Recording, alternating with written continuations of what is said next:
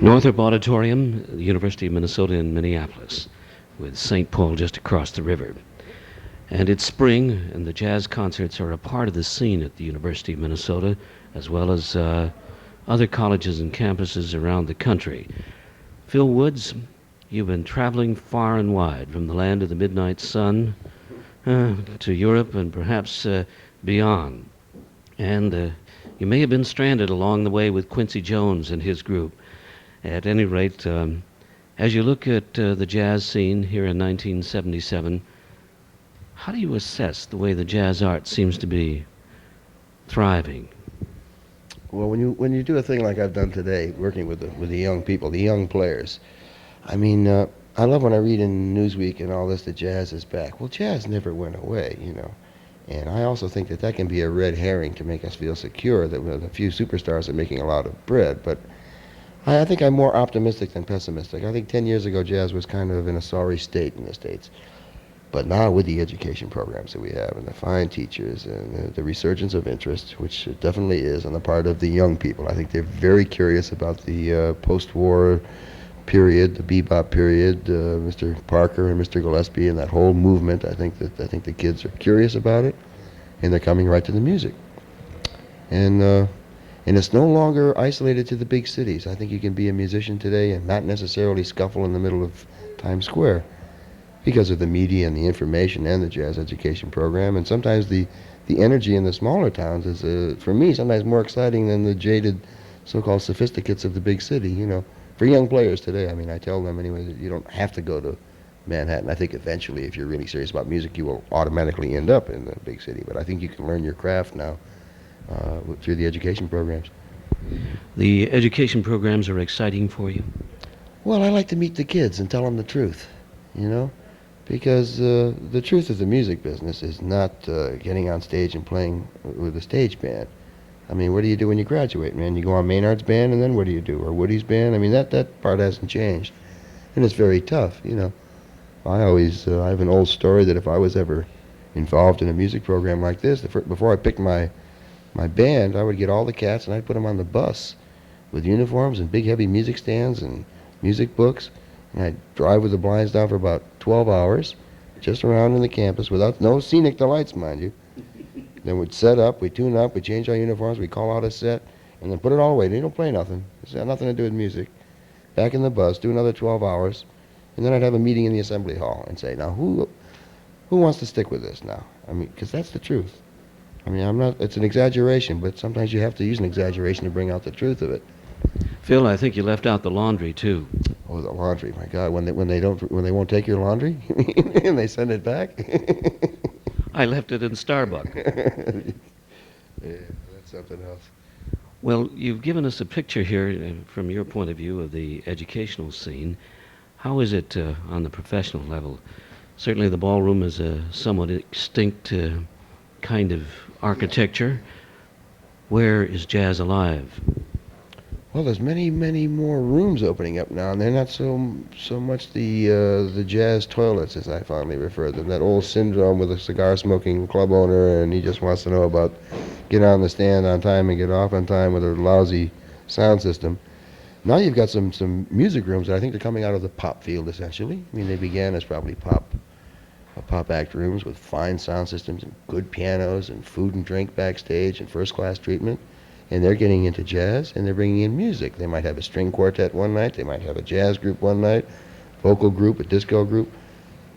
And in other words, none of this isolated artistic pockets that we have, which I find abhorrent to me. I mean, jazz is a vibrant, essential part of American culture. It's not supposed to be isolated somewhere in a dive. I mean, I like working in jazz clubs. I'm not knocking them, but I don't think that's forever.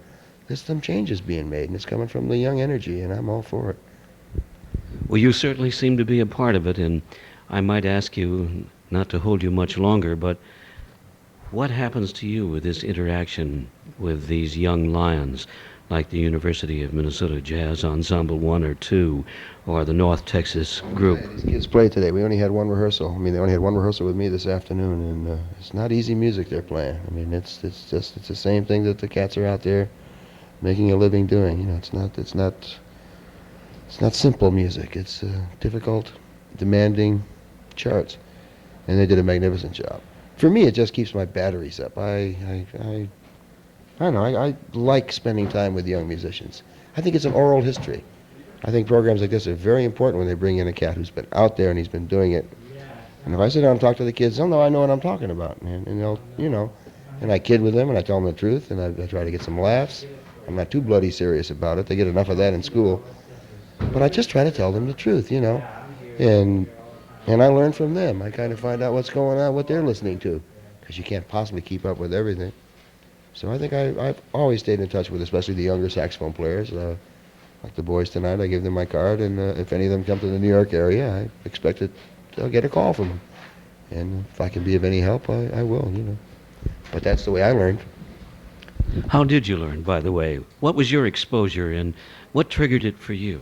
Well, I was kind of, I guess you'd call it the first of the new breed musician, as it were.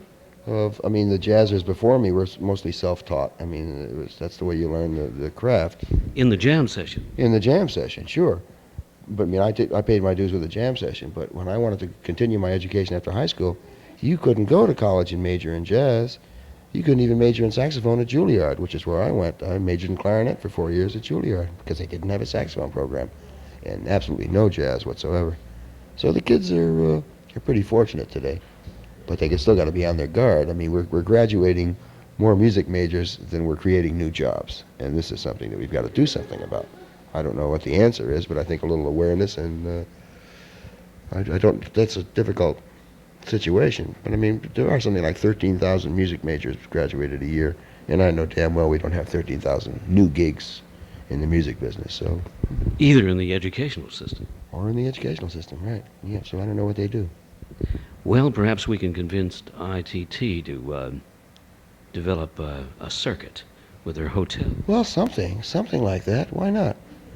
Well, it seems to be happening a little bit with the hotels. If you consider what Del Casino is doing in San Francisco. I'd like to see some subsidization by big business. I think the National Endowment of the Arts should give more money to us.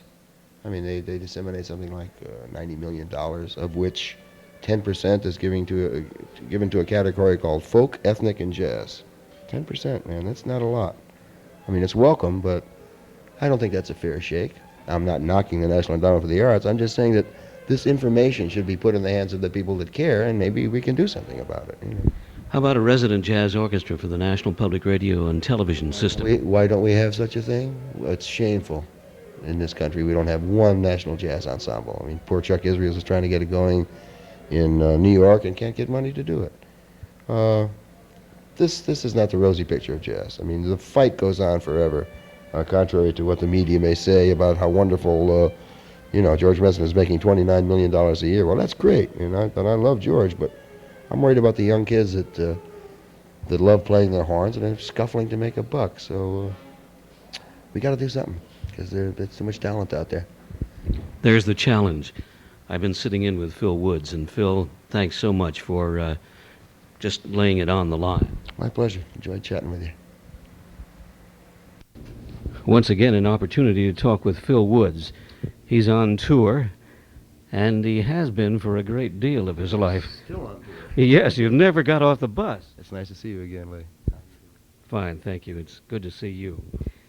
Way back in March of 1968, it was only yesterday, you left for Europe, home-based yourself in Paris, I believe. In review, Phil, how would you describe the European jazz appetite? A good one? Then, in 68, well, Europe has always nurtured jazz musicians. It's no, musicians have been going over to Europe for years. Benny Carter was over there in the early 30s. Coleman Hawkins spent time over there. Black bands were traveling in Europe way before they were playing before white audiences in the States. So they have I guess it's from the First World War. It probably dates to that when the black troops were there. As I understand it, that's where Europe got turned on to jazz. Very active, but I'll tell you something. America's not far behind. The young people today are making up a great audience. At one point, I would say that Europe was a more cerebral, a hipper audience, more into jazz. They could tell you what you did on a Thursday in a 1948 Savoy record date, at 2 o'clock in the afternoon. They really get into it, as the Japanese do. But I think I think there's a certain awareness of our culture now in America, and the kids are catching up to it. They might not be have the encyclopedic knowledge of some of the Europeans, but they sure are a delightful audience. And I went over in '68. Of course, it was '68 was not a great year in American history, and it wasn't a political thing for me. But there were external influences. I did have a draft age son and all of this business, and I wasn't about to have him go away. And my artistic identity was a bit in doubt in that I was doing studio work. And I didn't know whether I was a jazz musician or not. I mean, because I hadn't recorded in years. I had made an album. I was having trouble finding jazz work. So I figured the best thing to do is to just chuck it and start over again and just see if I could just play purely jazz. And for that, I'm forever grateful to Europe, because after arriving there, the European Rhythm Machine was founded almost instantly. And from the moment I landed, I did nothing but play jazz for the next 5 years in Europe, and nothing strictly jazz. So it sure helped me strengthen my artistic identity. And then after 5 years, I thought it was time to bring it on home, because I can go anywhere in the world and play for my supper. I thought it might be nice to be a success in my own country. Phil Woods, thank you very much for taking time out on this intermission. My pleasure. I enjoyed it.